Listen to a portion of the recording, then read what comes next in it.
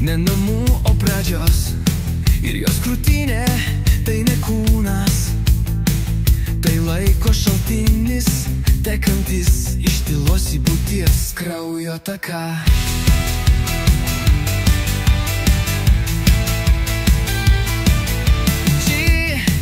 Visatos krūtis, ne viena, ne dvi, ne fizinė, o šventykla, kurioje telkiasi pradžios kodas. Iš jos teka ne pienas, o prisiminimų šviesa.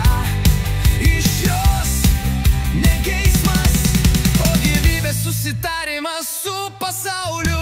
Krūtis tai ne forma, tai kvietimas, tai kvėpavimo vieta, kur Dievas ilsisi, kai pavargs arsta kurti žvaigždės.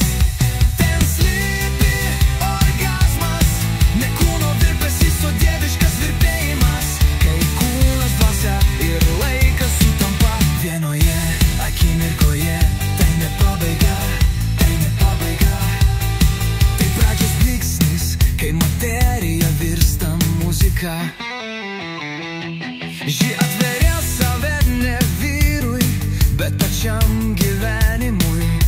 Ir tada krūtinė tampa vartais, pro kurios teka dainos, kraujas, sapnai ir ateinančios kartos. Laiko pienas, tai ne pienas, tai šviesos dalelės, kurios žino tavo vardą, dar prieš tau jį ištariant. Tai pirmas kvėpavimas kūdikiui ir paskutinis atbudusis motinai. Moteris tampa tikėjimu, moteris tampa atmintimi, moteris tampa visatos krūtinė, o pasaulis ima žįsti tylą ir prisimena, kad buvo mylimas nuo pat pradžių. Krūtis tai ne forma, tai kvietimas, tai kvėpavimo vieta, kur Dievas ilsisi, kai pavargs arsta kurti žvaigždės. Ten slypi orgazmas, ne kūno virpesys, o dieviškas virpėjimas, kai kūnas, dvasia ir laikas sutampa vienoje akimirkoje. Tai ne pabaiga, tai ne pabaiga, tai ne pabaiga, tai ne pabaiga,